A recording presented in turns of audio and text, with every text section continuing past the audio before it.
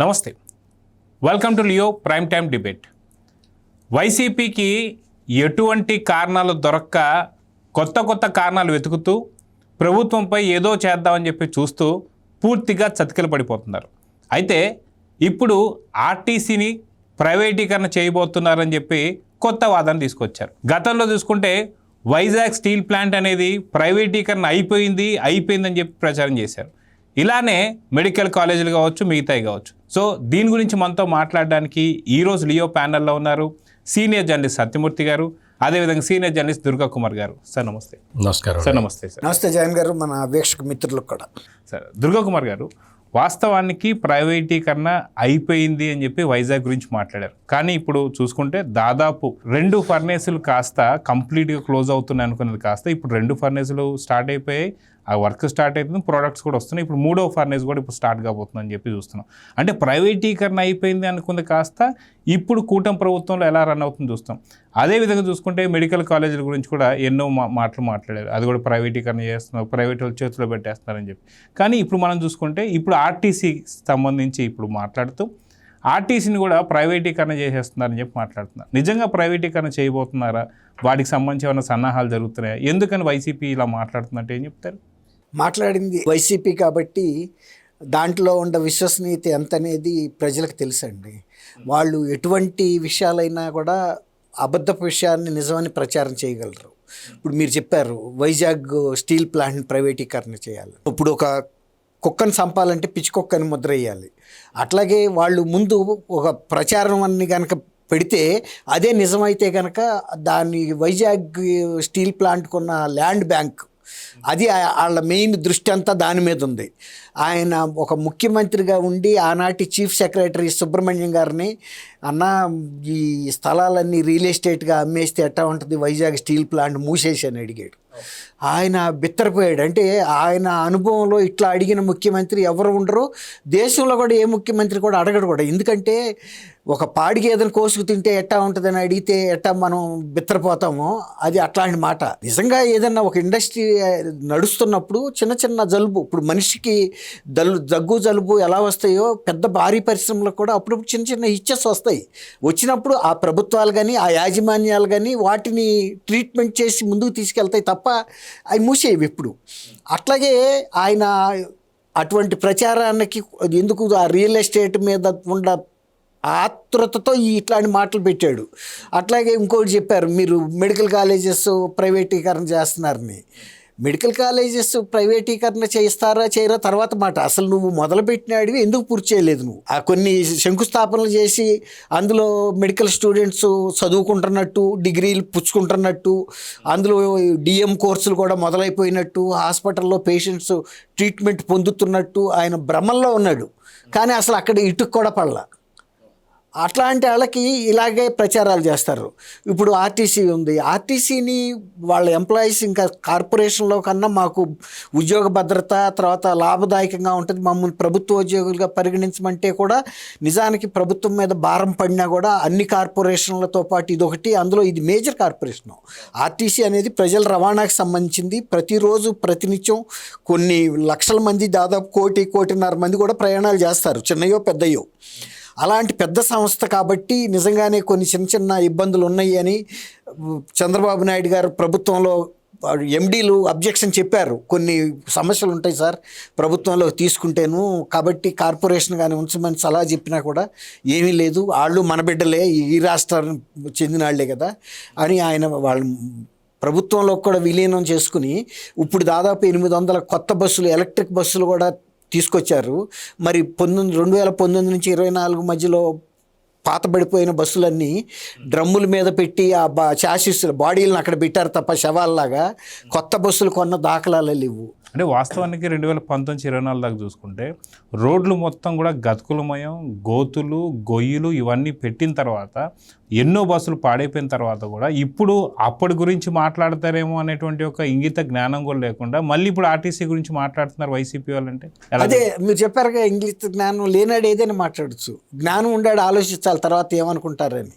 ఇప్పుడు ఆ రోజు మనుషులే చచ్చిపోవాలి రోడ్లు బాగోలేనందువల్ల. ఆర్టీసీ బస్సులు చచ్చిపోయినాయి, ప్రైవేటు ఆటోలు చచ్చిపోయినాయి, టూ వీలర్స్ రిపేర్లకు ఎక్కువ వచ్చినాయి. అట్లా అనేక రకాల నష్టాలు జరిగినాయి పరోక్షంగా కూడా. అది మరి ఆ రకంగా ఆ రోజున ఎంత డబ్బును వృధా చేశాడు. తర్వాత అప్పుడు ఈ కొత్త ప్రభుత్వం వచ్చిన తర్వాత ఆ రోడ్లన్నీ సరి చేయాల్సి వచ్చింది కదా.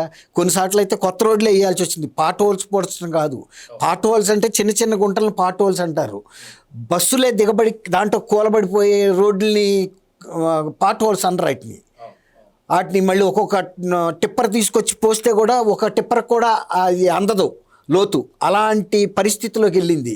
ఇప్పుడు ఆయనకి ఈ దేశంలో ఏ రాజకీయ నాయకుడికి లేని ఒక ప్రత్యేకత, ఒక అవకాశం జగన్మోహన్ రెడ్డి గారికి ఏంటంటే సొంత మీడియా ఉంది, సాక్షి పేపర్ ఉంది, తర్వాత సాక్షి ఛానల్ ఉంది, తర్వాత ఇంగిత జ్ఞానం లేని నాయకులు ఉన్నారు. ఏది చెప్పినా అది బాగా ఊదేస్తారు తప్ప ఇందులో మంచా చెడా అని వాళ్ళు బెర్రీ చేసుకోరు. ఇప్పుడు వాళ్ళు ప్రైవేటీకరణ అవుతుందని ఒక ఆందోళన చేయండిరా ప్రజల్లోనూ అని ఒక పిలిపించాడు. పిలిపించినప్పుడు ఇక ముందు వెనక చూడకుండా పేరుని నాని అందుకుని ఇంకా పేరుని నాని లాంటి చాలామంది ఉంటారు. అసలు ఆర్టీసీని ప్రైవేట్ పరం చేసే ఉద్దేశమే కనుక అనుకుంటే వాళ్ళని ప్రభుత్వ ఉద్యోగులుగా తీసుకోవాల్సిన అవసరం లేదు కదా. రెండోది ఇంకోటి ఏంటంటే ప్రైవేటీకరణ చేయదలుచుకున్న వాళ్ళు ఆర్టీసీని విస్తృతపరచరు, దీని మీద ఖర్చు పెట్టరు. కొత్త బస్సులు తీసుకొస్తుంటే కూడా ఇప్పుడు వాళ్ళకి ఏంటంటే ఈ బస్సులన్నీ చూసిన తర్వాత గత ప్రభుత్వం ఏం చేసిందనే ఒక ప్రశ్న అయితే వస్తుంది కదా ఊళ్ళల్లో. ఆ బస్సులు కొనటం కూడా జనం ఎక్కుతారా అంటాడు. తర్వాత మహిళలకి ఉచిత బస్సు ఇచ్చింది తీసేస్తారని వీళ్ళే పుకార్లు. వాళ్ళు మొన్న ఏం చెప్పారు సీఎం గారే, ఇదిగో ఇంతమంది ఇన్ని కోట్ల మంది మహిళలు వాడుకున్నారు ఈ బస్సు అవకాశాన్ని, దానికి మేము సంతోషిస్తున్నాం అన్నాడు. కొంతమంది ఏమంటారంటే అవకాశం ఇచ్చాం కదా అని ఎడాపెడా వాడేశారు, ఇంత నష్టం వచ్చింది అంత నష్టం వచ్చింది అని లెక్కలు చెబుతారు. ఆయన దాన్ని చెప్పదలుచుకోవాలి. మనం కావాలని మన ఆడబిడ్డలకి అవకాశం ఇచ్చాం. సరే, ఒక మహా వెళ్తే తీర్థయాత్రలకు వెళ్తారు, లేదంటే ఏదన్నా మార్కెట్కి సంబంధించిన అంశాల మీద వెళ్తారు. అంతేగాని ఇంట్లో కుటుంబాలను వదిలిపెట్టి పనులు వదిలిపెట్టుకుని ఎవరు కూడా బస్సుల్లో ఫ్రీగా తిరుగుతారంటే మనం నమ్ముతామా? మహిళలకు ఎన్ని బాధ్యతలు ఉంటాయి ఇళ్లలో. అసలు పుట్టింటికి వెళ్తేనే పరిగెత్తుకుంటా మళ్ళీ వస్తారు. పిల్లలు ఏంటి, ఇంట్లో గొడ్డు గోద ఏంటి, ఆ బాధ్యతలు ఈ బాధ్యతలు అన్నీ ఉంటాయి కదా. అట్లాంటి ఆర్టీసీని వాళ్ళు జాగ్రత్తగా నడుపుతా మహిళల మీద ఆర్టీసీకి ఎంతైతే ఖర్చు అవుతుందో అది మేము ప్రభుత్వం నుంచి ఇస్తామని పారదర్శకంగా బహిరంగంగా చెప్తున్నారు కదా. అలా సంస్థను బలోపేతం చేసి ఇంకా కొత్త బస్సులు తీసుకొచ్చి, కొత్త బస్సులు కూడా ఏంటి డీజిల్ ఎక్కువ వాడకం, కార్పొరేషన్ ఖర్చు, డీజిల్ రికరింగ్ ఎక్స్పెండిచర్ అంటే ప్రతి నెల ఖర్చు తగ్గించాలంటే ఒకేసారి పెట్టుబడి పెట్టిన బస్సుల్ని ఎలక్ట్రిక్ బస్సులు కనుక పెట్టుకుంటే ఇదివరకట్లాగా ఇది 2 గంటలు కాకుండా గంటలో ఛార్జ్ అయ్యే కొత్త టెక్నాలజీలు వచ్చినాయి ఇప్పుడు బస్సులకి. దాని మూలాన ఇప్పుడు సపోజ్ విజయవాడ నుంచి బస్సు హైదరాబాద్ వచ్చిందనుకోండి, హైదరాబాద్లో గంట సేపు ఛార్జ్ పెట్టి మళ్ళీ తీసుకెళ్ళి ప్లాట్ఫామ్ మీద పెట్టేసేయచ్చు. దాని మూలన ఖర్చు తగ్గుతుంది, ప్రయాణికులకు కూడా అలసట కూడా లేదు. ఇంజిన్ బస్సుల్లో అయితే కొంచెం దడదడ మోతలు ఉంటాయి, ఇది ఫ్లైట్లో వెళ్ళినట్టు ఉంటుంది ఎలక్ట్రిక్ బస్సులు. తర్వాత కార్పొరేషన్కి కూడా దీర్ఘకాలంలో ఏంటంటే నెలవారీ ఖర్చులు తగ్గిపోతూ ఉంటుంది. అట్లా ఎలక్ట్రిఫికేషన్ చేసుకుంటూ వెళ్తున్నారు. ఇంకా ఇప్పుడున్న డీజిల్ బస్సెస్కి కూడా ఏదన్నా హైబ్రిడ్ టెక్నాలజీ ఉందా అని కూడా ఆలోచిస్తున్నారు, డీజిల్ తక్కువ ఉపయోగించే విధంగా. ఇప్పుడు నిజంగా కనుక వీళ్ళు చేసే ప్రచారాలు నిజం ఉంటే చంద్రబాబు నాయుడు గారి మీద మర్డర్ కేసు ఎందుకు పెట్టలేదండి? వివేకానంద రెడ్డి గారిని చంపింది చంద్రబాబు నాయుడు గారని పెద్ద ఎత్తున ఫోటోలు వేశారు కదా. తర్వాత ప్రభుత్వంలో కూడా వచ్చింది ఆయనే కదా. మరి మర్డర్ కేసు పెట్టాలి కదా. మరి అట్లాంటి అంటే ప్రతిదీ అబద్ధాలు రాయటానికి, అబద్ధాలు ప్రచారం చేయడానికి వైఎస్ఆర్సీపీ ఉంది. కానీ ప్రజల మేలు కోరే వాళ్ళు అయితే సంతోషించాలి. మేము కొనలేకపోయినా కనీసం ఇప్పుడు 800-900 కొత్త బస్సులు కొంటున్నారు. ఈ ఆర్టీసీకి ఇది ప్రయోజనమే, ప్రజలకు ప్రయోజనం అనే మాట చెప్పకుండా ప్రజల్లో ఇలాంటి అబోధ కల్పనలు ప్రచారం చేసి భయోత్పాతం సృష్టిస్తా ప్రభుత్వాన్ని అప్రతిష్ట పాలు చేయాలంటే ప్రభుత్వం చేస్తున్న పనులు ప్రజలు చూస్తున్నారు. ఇప్పుడు ఏదో 4 గదుల మధ్య 4 గోడల మధ్యలో బైబిల్ చదువుతున్నాను అన్నట్టుగా లేవు కదా. ఈ ప్రభుత్వం చేస్తున్న అన్ని సంక్షేమ పథకాలు, అన్ని కార్యక్రమాలు క్షేత్రస్థాయిలో ప్రజలందరూ చూస్తున్నారు. వాళ్ళని కూడా భాగస్వాములు చేస్తున్నారు. మీరు కూడా వచ్చి ఆ క్వాలిటీ మెయింటైన్ చేస్తున్నారా లేదా? ఇప్పుడు సపోజ్ రోడ్లు వేస్తున్నారు, భవనాలు కడుతున్నారు, అదేదో ప్రభుత్వం దాన్ని మీరు అనుకోవద్దు, మీదే. మీరు కూడా వాటి భాగస్వాములు అయ్యి వాటి నాణ్యతని పాటించేటట్టు చూసుకోమని కూడా చెప్తున్నారు. అంతేగాని మేమేదో చేస్తాము మీరు మాట్లాడొద్దు, లేకపోతే ఆర్టీసీని ఫలానా చేస్తున్నారు. ఈ అన్ని సంస్థలతో పాటు ఆర్టీసీని ఇంకా ప్రత్యేకంగా చూస్తుంది ఈ ప్రభుత్వం. ఎందుకంటే మహిళలకు ఒక వాగ్దానం చేశారు, ఆ వాగ్దానాన్ని అమలు చేస్తున్నారు. ఈ టైంలో ప్రైవేటైజేషన్ చేశారు అనుకుందామండి, వాళ్ళు ఇది కాపాడతారని గ్యారంటీ ఏమైనా ఉందా? ప్రభుత్వం ఇచ్చిన హామీని ఉండదు కదా. కాబట్టి ఆ బాధ్యత ఎవరైతే హామీ ఇచ్చారో ఆ ప్రభుత్వం తీసుకుంటుంది, ప్రభుత్వం ముందుకు తీసుకెళ్తుంది. కాబట్టి అలవాటు ప్రకారం వాళ్ళ ఆచారం ప్రకారం మాట్లాడే మాటలకి ప్రజలైతే విలువిస్తారని మనం అనుకోలేము. సో సత్యమూర్తి గారు, వాస్తవానికి స్త్రీ శక్తి అని చూస్తున్నాం. వాస్తవానికి ఉన్నటువంటి ఒక రాష్ట్రాలన్నింటిలో కూడా రికార్డు స్థాయికి సంబంధించినటువంటి ప్రయాణాలు చేశారని చెప్పి కూడా మనం చూస్తున్నాం. ఇంకా పక్క రాష్ట్రంలో కానీ ఇంకొక రాష్ట్రాల్లో కానీ అనవసరంగా చీటికి మాటికి వెళ్తున్నారనేటువంటి గొడవలు కూడా ఎక్కడ కూడా మనం ఏపీలో చూడలేం. చాలా ప్రశాంతంగా అందరూ కూడా దాన్ని వినియోగించుకుంటున్నారు. సో ఇప్పుడు ఆర్టీసీ మీదకి వీళ్ళు పడ్డారు అంటే ఏంటి, వీళ్ళ వ్యూహం ఏంటంటే ఏం చెప్తారు? వైఎస్ఆర్ కాంగ్రెస్ పార్టీకి ఇంకా ఏ విధమైన అంశాలు దొరకట్లేదు. కూటమి ప్రభుత్వం చేసే లోపాలని ఎత్తి చూపటానికి వీళ్ళకి ఏ పాయింట్ దొరక్క ఈ ఆర్టీసీ మీద పడ్డారు. ఆర్టీసీ మీద పడి ఏమి సాధించాలని తెలియదు. మొత్తం ఒక అబద్ధాలని ప్రచారం చేయటం. ఆర్టీసీని ప్రైవేటైజ్ చేస్తున్నారు. ఇది కేంద్ర ప్రభుత్వ పాలసీ. మొత్తం అన్ని రాష్ట్రాల్లో ఎలక్ట్రిక్ బస్సులు, ఈ బస్సులు ప్రవేశపెట్టాలనేది కేంద్ర ప్రభుత్వ పథకం. అది దానికి ఆ పథకం కింద కేంద్ర ప్రభుత్వ రంగ సంస్థ నుంచే కొంటున్నారు ఇవి బస్సులు కొని రాష్ట్రాలకు కేటాయిస్తున్నారు. కేటాయిస్తే ఆ బస్సులతోటి అగ్రిమెంట్ ఏంటి అంటే ప్రైవేటు వాళ్ళు ఆ బస్సులు కొంటారు, దాని మెయింటెనెన్స్ అంతా వాళ్ళే చూసుకుంటారు, దానికి డ్రైవర్ని వాళ్ళే పెట్టుకుంటారు, కండక్టర్ని మాత్రం ఏపీఎస్ఆర్టీసీ పెడుతుంది. మెయిన్ పర్సన్ కండక్టర్ కదా, టికెట్లు కొట్టేది, డబ్బులు లెక్క చూడాల్సిందే అవన్నీ కూడా. సో కండక్టర్ మాత్రం ఏపీఎస్ఆర్టీసీకి సంబంధించిన మనిషి ఉంటాడు. ఇది బ్రాడ్గా అగ్రిమెంటు, ఇది నేషనల్ పాలసీ, ఒక ఏదో రాష్ట్ర ప్రభుత్వ పాలసీ కాదు ఇది. ఇక్కడ ఏంటంటే మనం చాలా డీజిల్ బస్సుల్ని వాడటం వల్ల ఒకటి ఇప్పుడు డీజిల్ కొరత వస్తున్నది. మొత్తం గల్ఫ్ దేశాలన్నీ కొట్టుకుంటున్నాయి. స్ట్రైట్ ఆఫ్ హార్మోజ్ని మూసేశారు, ఎప్పుడు తెరుస్తారో తెలియదు. ఇరాన్ మూసేసింది నిన్నటిదాకా అనుకుంటే ఇప్పుడు వచ్చి అమెరికా మూసేసింది. అక్కడి నుంచి షిప్పులు రావట్లేదు. మనం వేరే ఆల్టర్నేటివ్ సోర్సుల నుంచి క్రూడ్ ఆయిల్ కొనుక్కుంటున్నా కానీ ఆ హార్మోజ్ జలసంధి ఓపెన్ అయితే తప్ప చాలా రావాలి, ఇంకా ఎరువులు ఇటువంటివన్నీ కూడా అక్కడి నుంచే రావాలి, అవి రావట్లేదు. ఇంత భయంకరమైన సిచ్యుయేషను దేశం ఫేస్ చేస్తున్న ఈ క్రూషియల్ టైంలో మనందరం బాధ్యత గల పౌరులుగా మనం ఏం చేయాలి? దేశాన్ని సపోర్ట్ చేయాలి కదా. ప్రధానమంత్రి నరేంద్ర మోడీ తీసుకున్న నిర్ణయాలకి మనందరం సపోర్ట్ చేయాలి.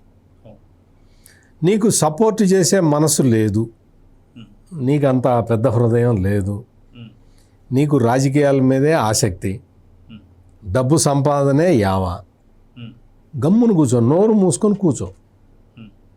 అంతేగాని ఈ గవర్నమెంట్ స్కీమ్స్ని, గవర్నమెంట్ లాంగ్ టర్మ్ బెనిఫిట్ కోసం ప్రజలకి ఉపయోగపడే పథకాలను తీసుకొస్తూ ఉంటే వాటి గురించి విమర్శించటం, వాటి గురించి చాలా వరస్ట్గా మాట్లాడటం, తప్పుడు ప్రచారాలు చేయటం అనేది ఇది ఒక నేషనల్ క్రైమ్ లాగానే చూడొచ్చు మనం. అందులో సందేహం లేదు. సరే, ఇటీవల మనం చూసుకుంటే పేర్ని నాని కూడా ఏదైతే పొదుపు సంబంధించిన చర్యల గురించి ప్రధానమంత్రి మోడీ గారు మాట్లాడితే ఆయన్ని కూడా విమర్శిస్తూ, అంటే పేర్ని నాని స్థాయి ఏంటనేది అందరికీ తెలిసిందే. అటువంటి పేర్ని నాని ప్రధానమంత్రి గారిని కూడా ఉద్దేశిస్తూ మిగతా రాష్ట్రాలకు మీరు వెళ్ళేటప్పుడు రైల్లో వెళ్తారన్నట్టు కూడా ఆయన ఉద్దేశించి మాట్లాడలేదు. వీళ్ళు నిజంగా నా దేశం నా భక్తి ఏదైతే ఉందో దాన్ని కూడా వీళ్ళు పాటించకుండా ఇలాంటి వ్యాఖ్యలు చేస్తున్నారంటే వీళ్ళు ఎట్లా చూడాలంట? వీళ్ళు దేశద్రోహులు. వీళ్ళు దేశద్రోహులు, అందులో ఎటువంటి సందేహం లేదు. దేశం క్లిష్ట పరిస్థితుల్లో ఉన్నప్పుడు అన్ని రాజకీయ పార్టీలు సహకరించాలి. ఇదేదో ఇరాన్ యుద్ధం మనం తీసుకొచ్చి పెట్టింది కాదు, మనకు కారణం కాదు, మనకు సంబంధం లేదు. కానీ మనం అనుభవిస్తున్నాం దాన్ని. ఏదో డొనాల్డ్ ట్రంప్ తీసుకున్న ఒక పిచ్చి నిర్ణయంతో మనందరం అనుభవిస్తున్నాం ఇబ్బంది. ఒక్క భారతదేశమే కాదు, ప్రపంచంలో ఉన్న దాదాపుగా ఒక 150 దేశాలు ఆర్థికంగా స్థిరత్వాన్ని కోల్పోయినాయి. మొత్తం దివాలా, చాలా దేశాలు దివాలా తీసినాయి. డెవలప్డ్ కంట్రీస్ అనుకున్నవి కూడా దివాలా అంచుకొచ్చి నిలబడున్నాయి.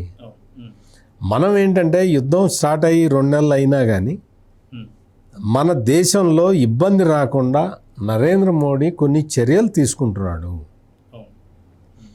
దానికి మనం సహకరించాలి. ఇప్పుడు ఈ ఎలక్ట్రానిక్ బస్సులు అనేవి తీసుకొచ్చి ఏపీఎస్ఆర్టీసీలో వాటిని ప్రవేశపెట్టడానికి ఆ స్కీము ఎప్పుడు మొదలైంది అనుకుంటున్నారు? నిన్న ఇవాళ మొదలైంది అనుకుంటున్నారా? ఈ జగన్మోహన్ రెడ్డి ముఖ్యమంత్రిగా ఉన్నప్పుడే మొదలైంది. ఈ జగన్మోహన్ రెడ్డి ఆంధ్రప్రదేశ్ ప్రజల కర్మగాలి 5 సంవత్సరాలు ముఖ్యమంత్రిగా పనిచేశాడు కదా, ఆ టైంలోనే టెండర్లు పిలిచారు. నీకు కూడా ఇస్తామన్నారు కదా బస్సులు, నువ్వు అప్పుడు ముఖ్యమంత్రి కాబట్టి. నీకు కూడా ఇస్తాంలే జగన్ అన్నారు కదా, నువ్వు అప్పుడు ఏం చెప్పాలి? నాకొద్దు, నీ ఎలక్ట్రానిక్ బస్సులు నేను తీసుకోను, నేను డీజిల్ బస్సులే నడుపుతా అని చెప్పాలి కదా జగన్. చెప్పావా? కేంద్ర ప్రభుత్వానికి నిరసన లెటర్లు ఏమన్నా రాసావా? ఏమైనా నాకు ఈ ఎలక్ట్రిక్ బస్సుల్ని నేను వాడను అని చెప్పావా? ఇప్పుడు వచ్చి చెబుతావేంటి? ఇప్పుడు వచ్చి అది ఎట్లా చెప్తాడు? ఎలక్ట్రిక్ బస్సులు, ఆ ఎలక్ట్రిక్ బస్సుల పేరుతోటి ఆర్టీసీని ప్రైవేటీకరిస్తున్నారంటాడు. నీకు అసలు ఏమన్నా బుర్రని మాట్లాడుతున్నావా లేదా? కేంద్ర ప్రభుత్వం తన పాలసీని డిక్లేర్ చేసింది. ఆ డిక్లేర్ చేసింది కూడా ఈ జగన్మోహన్ రెడ్డి ముఖ్యమంత్రిగా ఉన్న సమయంలోనే. అప్పటి నుంచి వాళ్ళు టెండర్లు పిలిచారు, అవన్నీ వచ్చినాయి, ఆ కంపెనీలు వచ్చినాయి, బిడ్డర్లని వీళ్ళు ఎవరైతే ఆ బస్సులు కొనుగోలు చేస్తున్నారో వాళ్ళు వచ్చారు. దశల వారీగా దేశం మొత్తంలో ఈ డీజిల్ బస్సులు ఉండకూడదు అనేది ఒక సిద్ధాంతం. దాని ప్రకారం పనిచేసుకుంటూ పోతూ ఉన్నారు. ఒకప్పుడు మన దేశంలో బొగ్గుతోటి రైళ్లు నడిచేవి, అన్ని బొగ్గు రైళ్లు ఉండేవి. బొగ్గు మండించడం ద్వారా ఆవిరి వస్తే ఆవిరి ద్వారా ఆ రైలు నడిచేది. ఆ తర్వాత బొగ్గు రైళ్ళన్నింటినీ కూడా డీజిల్ ఇంజన్లతోటి రీప్లేస్ చేశారు. మొత్తం డీజిల్ తోటి నడిచేవి రైళ్ళు, అన్ని రైళ్ళు డీజిల్ తోటి నడిచేవి. దాన్ని డీజిల్ తోటి మనకు ఎప్పటికైనా ప్రాబ్లము, ఇంధనం దానికి సంబంధించి. కాబట్టి ఆ డీజిల్ రైళ్ళన్నిటినీ కూడా ఎలక్ట్రిక్ రైళ్ళుగా మార్చారు. ఎందుకు మార్చారు? బొగ్గు వల్ల పర్యావరణం బాగా దారుణంగా డ్యామేజ్ అవుతున్నది కాబట్టి బొగ్గు ఇంజన్లను తీసేసి డీజిల్ ఇంజన్లను పెట్టారు. డీజిల్ ఇంజన్లు కూడా కొంత మనం ఈ డీజిల్ క్రూడ్ ఆయిల్ మనం ఇంపోర్ట్ చేసుకోవాలి కాబట్టి ఎందుకు ఇది మనం అని చెప్పి అన్ని ఎలక్ట్రిక్ ఇంజన్లుగా మార్చారు. ఇప్పుడు ఈ రోజున భారతదేశం మొత్తం కూడా ఏ ఒక్క చోట కూడా డీజిల్ ఇంజన్ లేదు, ఏ రైలుకి లేదు, అన్ని ఎలక్ట్రిక్ ఇంజన్లుగా మార్చేశారు. ఎన్ని వేల కోట్లు, ఎన్ని లక్షల కోట్లు ఖర్చు పెట్టి అంత పెద్ద ప్రయోగం ఎందుకు చేశారు? దేశాన్ని కాపాడుకోవటానికి కొన్ని చర్యలు తీసుకుంటున్నారు. అట్లాగే ఫేజ్ బై ఫేజు బస్సుల్ని కూడా డీజిల్ నుంచి విముక్తి చేస్తారు. డీజిల్ని బస్సులకి వాడరు, ఎలక్ట్రిక్ బస్సులే. అన్ని ఎలక్ట్రిక్ బస్సులు, భారతదేశం మొత్తం ఎలక్ట్రిక్ బస్సులు ఉంటాయి. దశల వారీగా చేసుకుంటూ పోతూ ఉన్నారు. నీకేం నొప్పి ఎక్కడ పుడుతున్నది? వాళ్ళ ఇంట్లో కరెంట్ ఏం వాడడం లేదు సార్. గుండెల్లో నొప్పి పుడుతున్నదా? గుండె జారిపోతున్నదా? భారతదేశం అభివృద్ధి చెందుతూ ఉంటే అందులో ఆంధ్రప్రదేశ్ అగ్రభాగాన ఉంటే నీకు ప్రాబ్లం వచ్చిందా? ఎందుకు వచ్చింది ప్రాబ్లం నీకు? నీ ప్రాబ్లం ఏంటి? బస్సులు తీసుకొచ్చారు, ఆ బస్సుల్ని ప్రైవేటు వాడు కొంటాడు, అంటే పెట్టుబడి ప్రైవేటు వాడు పెడతాడు, వాడు మెయింటైన్ చేస్తాడు, వాడే డ్రైవర్ని క్లీనర్ని వాడే పెట్టుకుంటాడు, కండక్టర్ మాత్రం మనవాడు ఉంటాడు, ఆర్టీసీ వాడు ఉంటాడు. నీకు అందులో స్త్రీ శక్తి పథకం కింద ఆడవాళ్ళు ఎక్కితే ఈ కండక్టర్ మన కండక్టరే 0 టికెట్ కొడతాడు, ఆ 0 టికెట్కి గవర్నమెంట్ డబ్బులు పే చేస్తుంది. ఇది అగ్రిమెంట్ నడుస్తున్నది. ఇప్పటికీ 720 కోట్లు ఇచ్చారు. 23 నెలల కాలంలో చంద్రబాబు నాయుడు ప్రభుత్వం ఆర్టీసీకి 23 నెలలు, గవర్నమెంట్ వచ్చి 23 నెలలు అయింది. స్త్రీ శక్తి పథకం పెట్టి 1 ఇయర్ అయినట్టుంది. ఈ 1 ఇయర్లోనే 720 కోట్ల రూపాయలు ఇచ్చేశారు ఆర్టీసీకి. దాంతో ఏమైందో తెలుసా? ఆర్టీసీకి ఆక్యుపెన్సీ పెరిగింది, ప్రాఫిట్లోకి వచ్చింది. నీకెందుకు కడుపుమంట? నీకు ఆర్టీసీ ప్రాఫిట్లోకి వస్తే నీకెందుకు కడుపుమంట? నీకెందుకు కడుపు మండాలి? అంటే నువ్వు జరుగుతున్న అభివృద్ధిని చూసి ఓర్వలేక నువ్వేం ఆర్టీసీని ప్రైవేటైజ్ చేస్తారు, ఆర్టీసీని ప్రైవేటైజ్ చేస్తారు, ఆర్టీసీని ప్రైవేట్ నువ్వు చెప్తే చేస్తారా? నీకు ఆ కోరిక ఉంది, గవర్నమెంట్ని బదనాం చేయాలన్న కోరిక ఉంది. నీ కోరిక నెరవేరదు జగన్. ఆర్టీసీని ప్రైవేటీకరించే సమస్య లేదు, ప్రైవేటీకరించరు. ఆర్టీసీని ఇప్పటికే ప్రాఫిట్లోకి తీసుకొచ్చారు. నువ్వు ఆర్టీసీకి ఉన్న ఆస్తులు గీస్తులు ఎట్ట కొట్టేశావో ఏంటో అవన్నీ కూడా అన్నీ వస్తాయి, ఒక్కొక్కటి బయటికి వస్తాయి. ఆర్టీసీ ల్యాండ్లు ఎట్ట కొట్టేశారు ఏంటి అనేది. ఇప్పుడు ఆర్టీసీని సమగ్రంగా కాపాడి ఆర్టీసీని ప్రాఫిట్లోకి తీసుకొచ్చి, ఆర్టీసీని ప్రాఫిట్లోకి తీసుకురావటమే కాకుండా అడ్వాన్స్డ్ టెక్నాలజీస్ తీసుకొచ్చి ఆర్టీసీని అభివృద్ధి చేస్తూ ఉంటే కడుపు మండి నీ ఉక్రోషం పట్టలాగా నీకు తీవ్రమైన పెయిన్ వచ్చి, అంటే మళ్ళీ మనం రాలేము అన్న పెయిన్ తోటి ఆర్టీసీని ప్రైవేటీకరిస్తారని చెప్తూ ఉంటాడు. అన్నీ శుద్ధ అబద్ధం, పచ్చి అబద్ధం.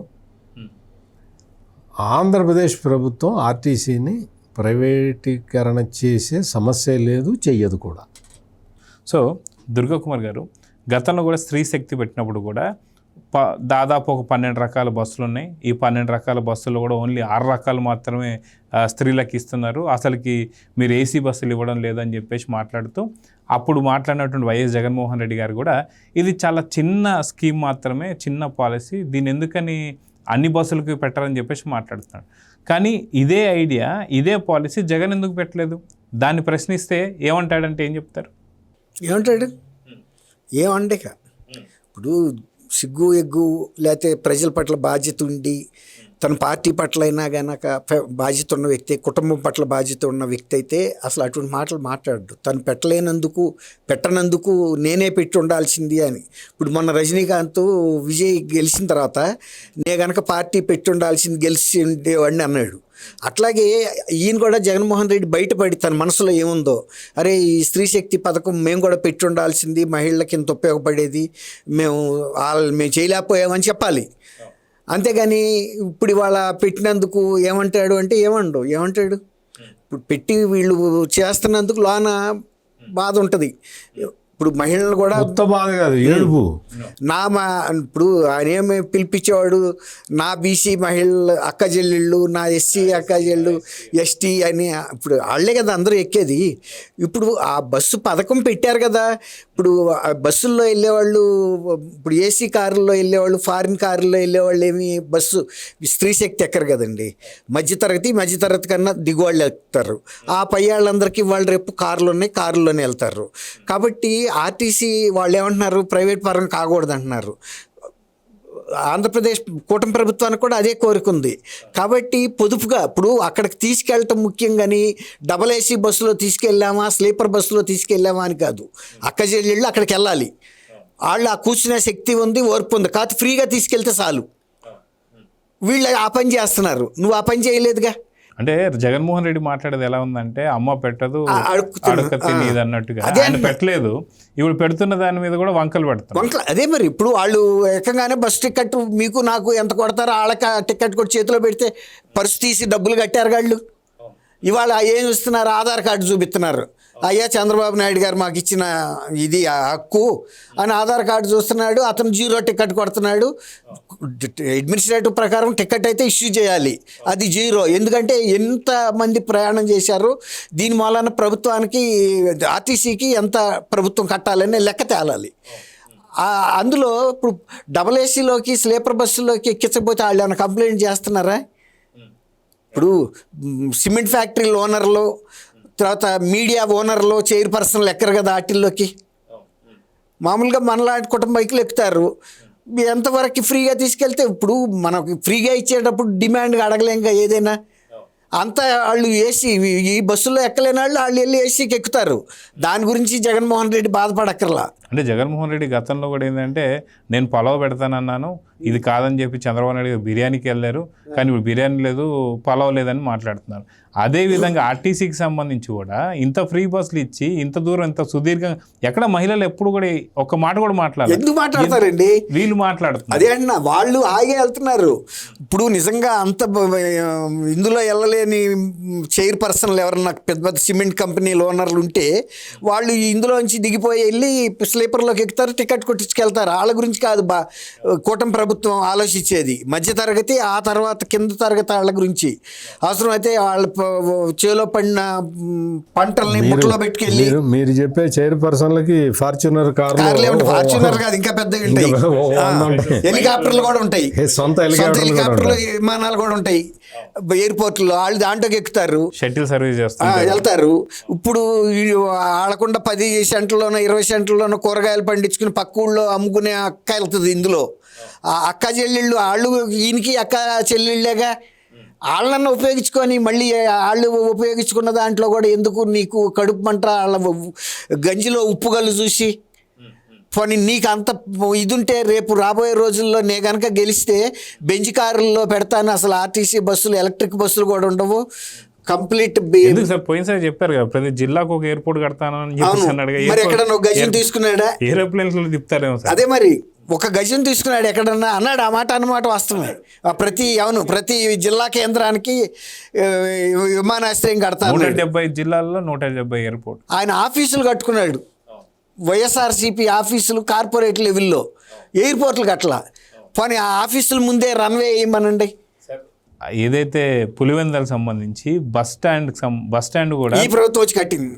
ఇక్కడ ఈ ప్రభుత్వం, ఆ ప్రభుత్వంలో ఏం జరిగింది, తడికలతో కట్టినటువంటి తడికలను పైన పందిరి. అవును అవును, అది తెలుసు, అవన్నీ వచ్చినాయి, మీడియాలో కూడా చూశారు జనం, అయ్యగారు చక్కదనాలు ఇట్లా ఉంటాయి అని. అట్లాగే ఇప్పుడు పని అంత బాధ ఉంటే నేను ఈ విమానాశ్రయాలు కడతానని బిల్డింగ్లు అయితే కట్టాను, దాని ముందు రన్వేలు వేసి విమానాలు తిప్పమనాలి, లేకపోతే బస్ స్టాండ్లుగా మార్చండి, వాటిని ఏసీ రూములు పెడతాము. మా అక్క చెల్లెళ్ళు నాన్ ఏసీ బస్సుల్లో వస్తున్నారు కదా, కనీసం బస్ స్టాండ్లుగా దిగినప్పుడు నేను ఏసీ రూములు రిలాక్స్ అవ్వడానికి నేను ఏసీ రూములు ఫ్రీగా ఇస్తాను నా అక్క చెల్లెళ్ళకి అని చెప్పమనండి. ఆల్మోస్ట్ అన్ని జిల్లా కేంద్రాల్లో కట్టాడు. సో లేదు, అప్పుడు కట్టిన వైఎస్ఆర్సీపీ పార్టీ కార్యాలయాలు బస్ స్టాండ్లుగా మార్చి అందులో ఏసీ పెట్టమన్నాడు చాలు. ప్రేమ ఉంటే సింపుల్, బస్సు వాళ్ళు ఎట్టగొట్ట వస్తారు పాపం, వచ్చిన తర్వాత కాసేపు రిలాక్స్ అవుతారు 2 గంటలు బస్సు ఎక్కబోయే ముందు దిగిన తర్వాత. నా వైఎస్ఆర్సీపీ కార్యాలయాలు మొత్తం బస్ స్టాండ్ల కింద అక్క చెల్లెళ్ళకి విశ్రాంతి మందిరాల కింద ఏసీ పెట్టి చేస్తున్నాను. ఒక మాట నేను చెప్పానండి, అది ఏదన్నా కమిట్మెంట్ అంటే ప్రజల పట్ల ప్రేమ ఉన్నాళ్ళు, బాధ్యత ఉన్నాళ్ళు మాట్లాడతారు. అంతేగాని ఇంకా స్లీపర్ బస్సులు ఎందుకు ఎక్కించనివ్వలేదు, స్లీపర్ బస్సుల్లో అసలు యాక్సిడెంట్లు కూడా ఎట్ట అవుతున్నాయో చూస్తున్నాం కదా. ప్రైవేట్లోనే ఎక్కువ ఉన్నాయి స్లీపర్ బస్సులు, ఆర్టీసీలో బహు తక్కువ ఉన్నాయి. ఎట్టా జరుగుతున్నాయో చూస్తున్నాం, అది ఎందుకు జరుగుతున్నాయో మనం చెప్పలేము. టెక్నాలజీ ఫాల్టా లేకపోతే మన రోడ్లకు సూట్ అవ్వట్లేదా, ఏం జరుగుతున్నాయో తెలియదు. ఇప్పుడు వాళ్ళకి లేని బాధ ఈయనకెందుకు? నువ్వు అసలు ఏదన్నా చిన్న పక్క ఊరికన్నా అవకాశం ఇచ్చావా? పని నువ్వు పెద్ద ఊళ్ళు జిల్లాలు మారితే వదిలేసేయి. మినిమం టిక్కెట్ల వరకు మహిళలకు ఫ్రీ అనాల్సింది. మినిమం పక్క ఊరికి మినిమం ఉంటుందండి 15 రూపాయలు 20 రూపాయలు. ఆ 20 రూపాయల లోపు టిక్కెట్లన్నా నువ్వు ఫ్రీగా ఇచ్చావా?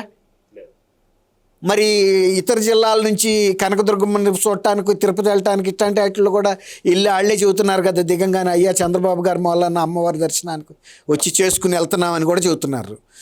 అట్లా ఏమి చేయనాడు ఇట్లా మాట్లాడటం అంటే ఇక దానికి ఇంకా అర్థం ఉంది, ప్రజలు అంత తెలివి తక్కువ వాళ్ళే. సో సత్యమూర్తి గారు, వాస్తవానికి ఈరోజు వైసీపీ వాళ్ళు మనం చూసుకుంటే ఆర్టీసీ పైన ప్రైవేటీకరణ చేయబోతున్నారని చెప్పి ఒక మాట మాట్లాడుతూ అది ఎక్కడ కూడా సరిగ్గా మనకు కనిపిస్తున్నట్లేదు.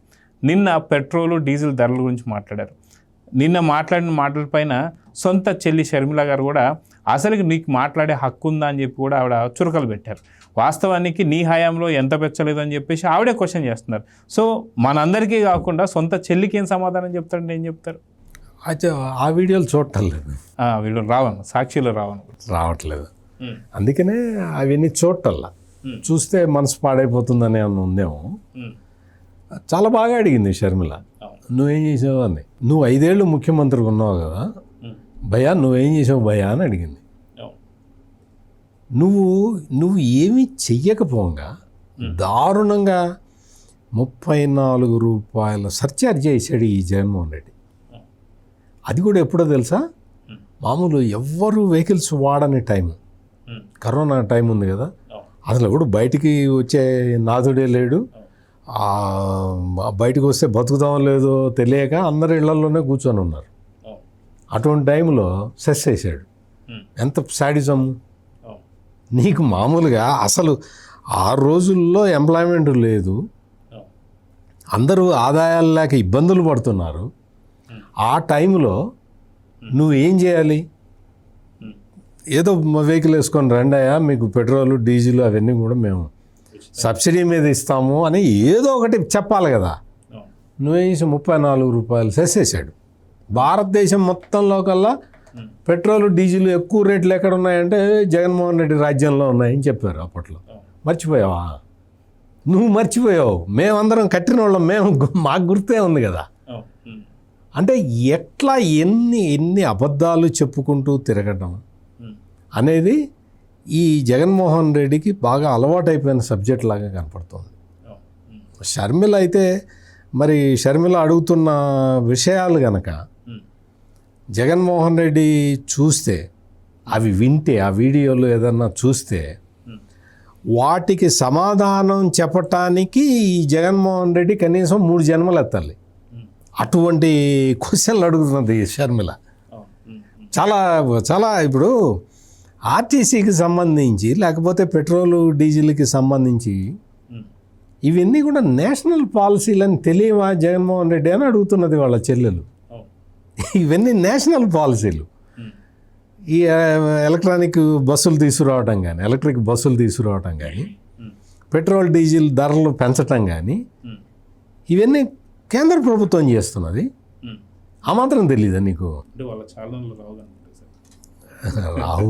వాళ్ళ ఛానల్లో ఎంతసేపటికి మొత్తం గల్ఫ్ యుద్ధం కూడా చంద్రబాబు నాయుడే మొదలుపెట్టాడని ఇంకా రాయలే. సంతోషం, అంతవరకు సంతోషం. రాసేవాళ్ళు అది కూడా రాస్తారు, రేపు వెళ్ళున్న రాస్తారు. అందుకని ఇటువంటి అసత్య ప్రచారాలు చేసుకుంటూ చాలా అసహ్యంగా ప్రవర్తిస్తున్న ఈ వైఎస్ఆర్ కాంగ్రెస్ పార్టీ ఇప్పటికే ప్రజల్లో బాగా ఎక్స్పోజ్ అయిపోయింది. ఈ ఎపిసోడ్ తోటి ఇప్పుడు ఆ గాడిదల్ని గట్టి ఊరేగించటం, రక్తం వచ్చేలాగా వాటిని కొట్టడం, ఈ ఎద్దు లాంటి వీళ్ళందరూ ఎద్దుల బండ్ల మీద ఎక్కటం, అది దాని మీద మళ్ళీ ఆటో ఎక్కి చండాలం జుగుప్సాకరమైన పనులు చేసుకుంటూ వీళ్ళు సొసైటీకి ఒక పెద్ద భారం, శిరోభారంలాగా పరిణమించారు. అందుకని వీళ్ళ పట్ల మొత్తం అప్రమత్తంగా ఉండాలి సొసైటీ. పెట్రోల్ డీజిల్ ధరలు ఇప్పటికి 2 సార్లు పెరిగినాయి. ఈ 2 వారాల్లోనే 2 సార్లు పెరిగినాయి. ఇంకా పెరుగుతాయి.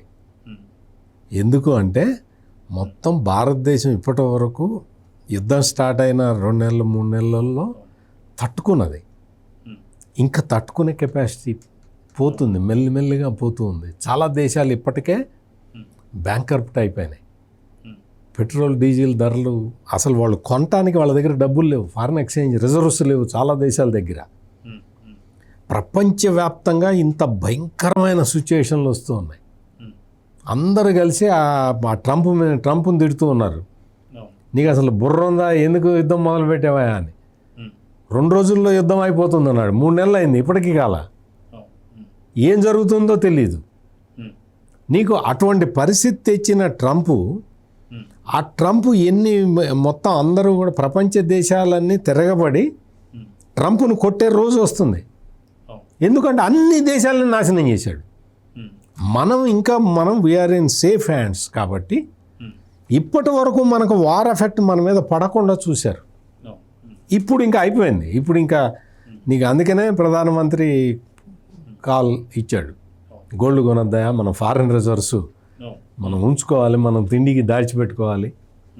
ఎవరైనా అంతే, దేశం ఫారెన్ రిజర్వ్స్ దాచిపెట్టుకున్నట్టే ఇండివిజువల్ పర్సన్స్ కూడా దాచిపెట్టుకోవాలి. ఇప్పుడు పొదుపు చేసుకోవాలి, దుబారా ఖర్చులు చేయకూడదు, అనవసరంగా పెట్రోల్ డీజిల్ వాడద్దు, అనవసరంగా బంగారం కొనద్దు. ఇవన్నీ చెయ్యాల్సిందే. నేను చెయ్యను, నా దగ్గర బాగా డబ్బులు ఉన్నాయంటే ఆ డబ్బుల కట్టలు తినాలి. నువ్వు అట్టపెట్టెల్లో పెట్టుకున్నావు చూసావా, నీకు అన్నం దొరకదు కదా, ఆ నోట్ల కట్టలు తినాలి, బంగారం బిస్కెట్లు తినాలి. అందుకని నీ ఈగోలు ప్రదర్శించమాక, ఇక్కడ నీ అజ్ఞానాన్ని ప్రదర్శించమాక. నువ్వు వినాల్సిందే, నరేంద్ర మోడీ చెప్పినట్టు వినాల్సిందే, నీకు వేరే మార్గం లేదు. లేదంటే దేశద్రోహులు మిగిలిపోతారు. అది